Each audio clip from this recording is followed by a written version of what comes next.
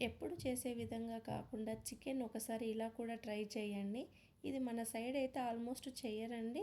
ఇది ఒక different process. But maybe అక్కడక్కడ చేస్తుండొచ్చు. బట్ తెలియని వాళ్ళైతే ఒకసారి ట్రై చేయండి. చికెన్ మాత్రం నెక్స్ట్ లెవెల్లో టేస్ట్ ఉంటుందండి. బికాస్ మనం ఎప్పుడు ఇలా చెయ్యము. చేస్తే మాత్రం వదిలిపెట్టము, అలా తింటారు. సో ఒకసారి ట్రై చేసి కమెంట్ బాక్స్లో మీకు నచ్చిందో లేదో కమెంట్ చేయండి.